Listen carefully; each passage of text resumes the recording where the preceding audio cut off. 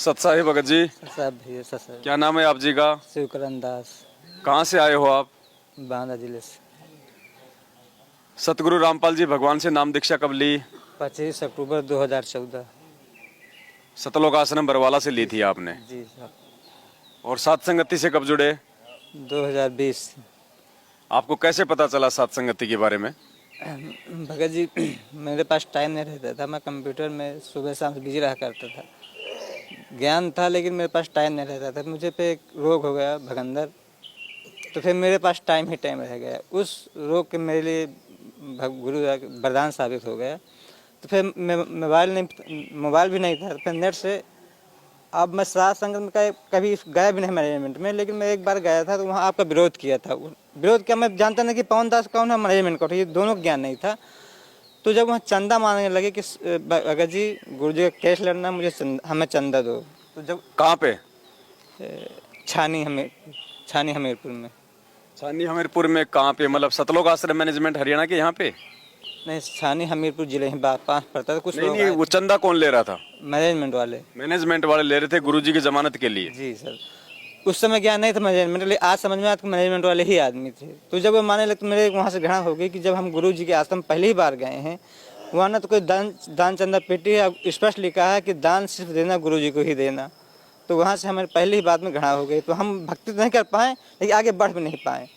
तो जब मेरे पास ये रोग हो गया तो मेरे पास टाइम ही टाइम लगा, तो मैं नेट में सोचा, वहीं पे सुना था आपका नाम कि एक वादी प्रतिवादी होता है। तो वादी तो मानो वो हो गए मैनेजमेंट वाले, प्रतिवादी उनका पवन दास है।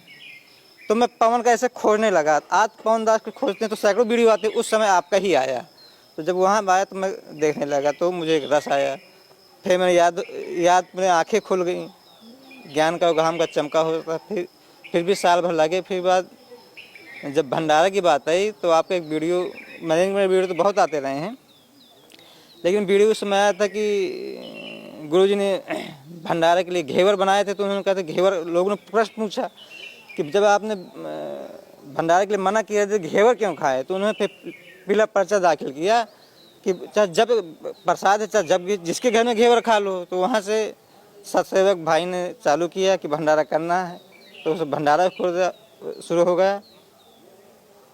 दीपावली में जयपुर में कार्यक्रम था, हरमाड़ा मुड़ी में, वहाँ पे गए थे। वहीं से पहला भंडारा हमारा शुरू किया।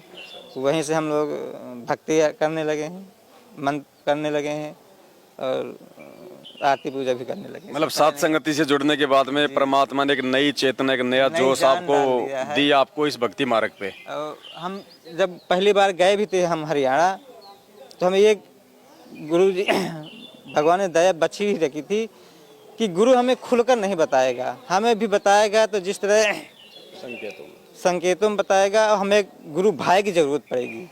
जिस प्रकार कबीर साहब थे, उसके रैदास जी, अगर हम अच्छी तरह समझना है तो रैदास के पास हम पूछना पड़ेगा। उनकी बातों को हम समझ तो पाएंगे नहीं। नानक जी थे तो उनके जो दोस्त से उनसे मिलना पड़ेगा, उनको बताएंगे गुरु की विधि क्या है। उनके संकेतों को हम नहीं जान पाएगा और न हम भक्ति कर पाएंगे। तो हम वहाँ ढूंढ भी रहे थे, बरवाला आश्रम में जब पहली बार वहाँ ढूंढ भी रहे थे, कोई भक्त मिल जाए हमें बताए। लेकिन हमारे साथी भी कहते कि भैया यहाँ 8 दिन से ज़्यादा रुक नहीं पाएगा कोई। हम 8 दिन के विधान में 10-15 रुकेंगे, समझेंगे अच्छी तरह से, लेकिन वहाँ रुकने नहीं दिया गया हमें। तो हम 2 दिन बाद नामदान लेके चले आए। तो अब आपको भगवान की पहचान हो गई? अरे भगवान, अब तो खुदा ही मिल गया। अब क्या बताएं, इतनी इससे कहीं अब हम धोखा खाएं तो सीधा नरक है। कौन है परमात्मा? सतगुरु रामपाल जी भगवान। तो फिर दाढ़ी मूछ वाले कौन है? वो तो पहले थे, अब नहीं है। अब प्रेजेंट टाइम में रामपाल जी ही हैं। पहले भी वो कहाँ थे? फोटो ओरिजिनल थोड़ी है। हाँ, नाम है उनके लिए, नाम है, सही बात है। क्योंकि वो परमात्मा ना जाने कितने रूप हैं उसके, तो कौन से रूप में आ जाए। सौद स्वरूप ही उसको कहते हैं, जो जब चाहे कोई भी रूप धारण कर ले। उसमें जोगजीत के रूप में बना के आए थे। नाम कबीर का ही, भगवान का ही था। जोगजीत वर्तमान टाइम में है। तो वर्तमान में सतगुरु रामपाल जी को ही भगवान मान के पूजने से मोक्ष होगा जी, और कोई चारा नहीं है। अगर मोक्ष करवाना है तो आपको भगवान मानना पड़ेगा, उनकी सारी विधियां करनी पड़ेंगी। और उसके मोक्ष के अलावा भी आपको कुछ चाहिए तो भी मिलेगा, लेकिन इसके सिवा कोई दे नहीं पाएगा। आप भटको, भ्रम दो, चाहे जितना भी कुछ कर लो। तो जो दाढ़ी मूछ वाली फोटो है, जिसको लोग अनजाने में जिसको कबीर जी मानते हैं, तो उनका प्रकट दिवस मनाना चाहिए कि नहीं मनाना चाहिए? अरे कभी नहीं, मूर्खता का काम है।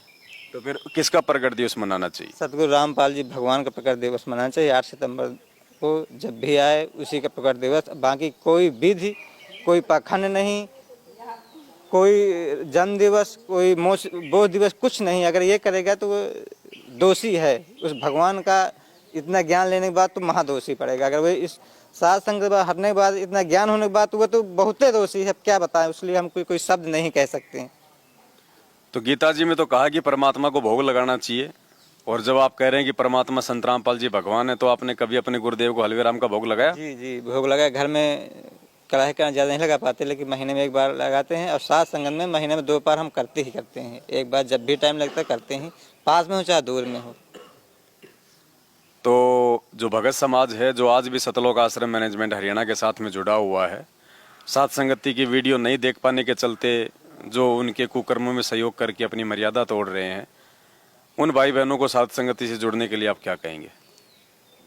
अब उनकी अज्ञानता भगत जी अब ये है कि उनको अगर समझ नहीं आता तो हमें अपने भाई बहनों से सीखें। और वर्तमान में जो हमारे गुरु भाई हैं, जिस तरह पर नानक जी के गुरुदेव थे बाला मर्दाना, तो ये समझ ले कि हमारा बाला मर्दाना है, उनसे सीख लें, समझ लें, फिर समझ लें। अगर नहीं समझ में आए तो उसके लिए कोई शब्द नहीं है, क्या कहें भगत जी। चलिए, आपको किसी प्रकार का कोई डाउट, कोई शंका भक्ति भगवान को लेके? हमें ज्ञान का हमको चमका से लगा है, कोई नो डाउट है। जो भी शंका है सामान्य, हमें ऐसे ऐसे शब्द हम कुछ प्रश्न ही नहीं सोच नहीं सकते हुए शब्द आ रहे हैं, तब क्या शंका रह जाएगी भगत जी। चलिए, बहुत बहुत धन्यवाद भगत जी। सत साहेब।